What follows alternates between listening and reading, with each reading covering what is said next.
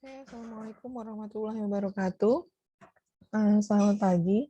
Hari ini kita akan membahas tentang perancangan layar. Itu artinya berarti kita sudah masuk ke pertemuan ke-13 gitu. Nah, perancangan layar nanti akan berhubungan dengan pertemuan ke-14 dan pertemuan ke-15. Dan ini kita masih di mata kuliah analisis dan perancangan sistem informasi. Oke, segera kita mulai. Bismillah, perancangan layar. Perancangan layar itu ada banyak pengertiannya. Di sini ada 3 pengertian dari perancangan layar. Yang pertama, menurut Jones dan Rama, yaitu tampilan layar merupakan elemen dari objek formulir yang digunakan untuk memasukkan data atau informasi melalui perintah. Semua aspek dari formulir dikendalikan dari elemen tampilan layar. Kemudian, menurut Fikri, dalam bukunya tahun 2015, yaitu sebuah desain tampilan yang berfungsi sebagai antarmuka antara si pengguna atau user dengan aplikasi atau sistem, yang sering disebut sebagai user interface. Kemudian, perancangan layar juga bisa diartikan sebagai proses menentukan bagaimana sistem akan berinteraksi dengan entitas eksternal. Entitas eksternal itu bisa supplier, bisa customer, bisa member, atau bisa sistem-sistem yang lain. Seperti itu. Kemudian, prinsip dari perancangan layar itu ada beberapa. Yang pertama adalah flexibility.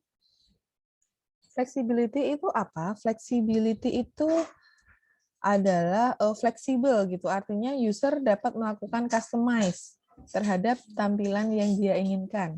Itu flexibility. Kemudian konsisten. Contohnya nih, kita misalnya di dalam sebuah sistem kita menggunakan kalimat simpan itu save, ya udah kita di sistem tersebut save terus. Jangan sampai sekarang save, nanti simpan, nanti save lagi, nanti simpan lagi, dan lain sebagainya. Atau delete, hapus gitu ya. Kemudian familiarity, artinya gunakan simbol-simbol yang familiar dengan user. Misalnya simbol save itu berarti biasanya kan kita familiarnya dengan simbol disket gitu ya. Kita artinya itu familiar dengan user. User tanpa tahu, tanpa membaca pun dia tahu oh disket itu save gitu untuk nge-save. Kemudian easy of learning and use, artinya aplikasi harus mudah dipelajari dan mudah digunakan. Kemudian user compatibility, artinya adalah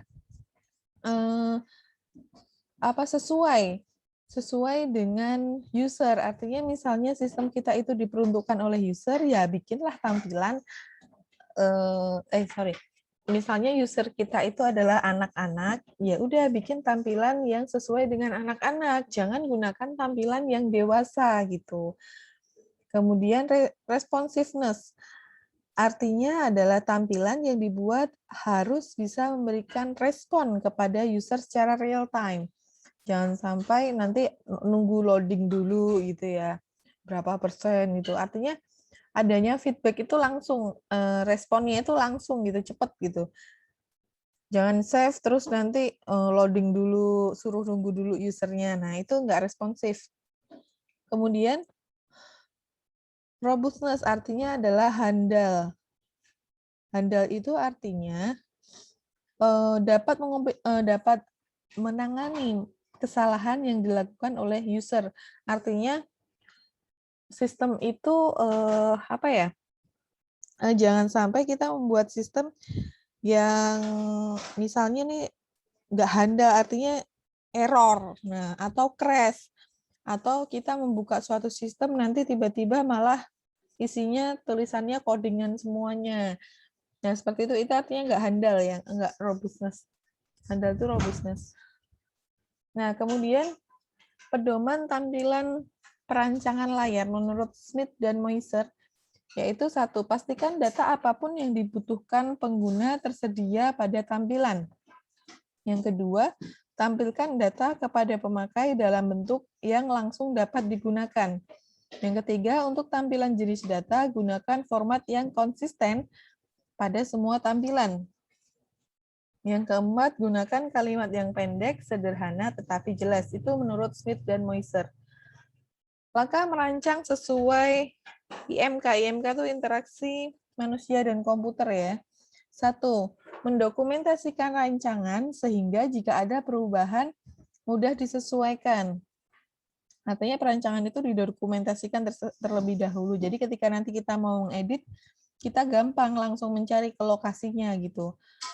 Melakukan pendekatan terhadap pengguna, user center design atau user design approach, artinya yaitu kita membuat sistem itu berdasarkan pengguna, kebutuhan pengguna. Jadi customer-nya itu seperti apa, kita tanyai kebutuhannya seperti apa gitu ya.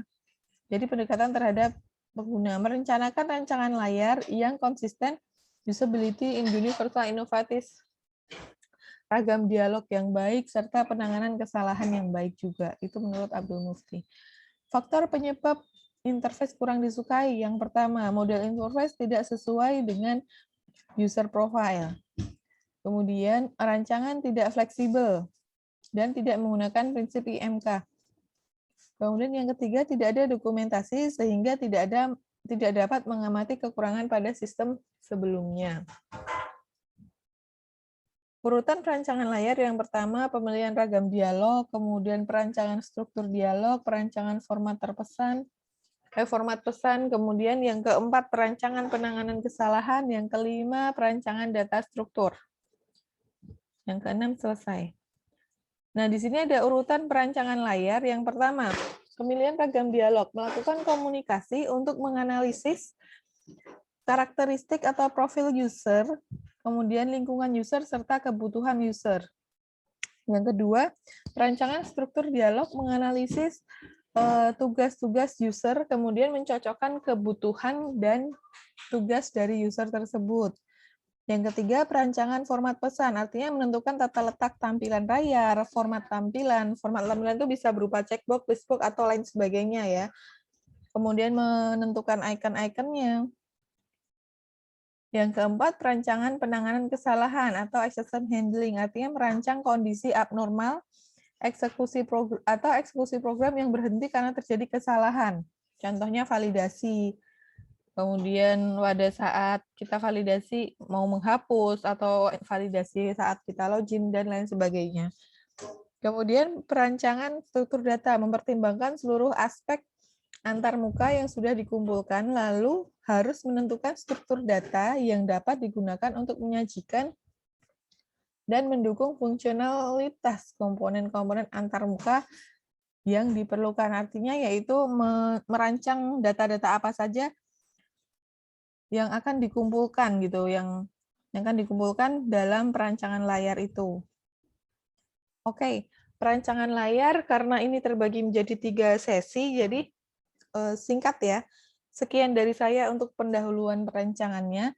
Nanti akan kita lanjutkan di pertemuan 14 dan 15, yaitu perancangan output dan perancangan input. Oke, sekian dari saya. Assalamualaikum warahmatullahi wabarakatuh.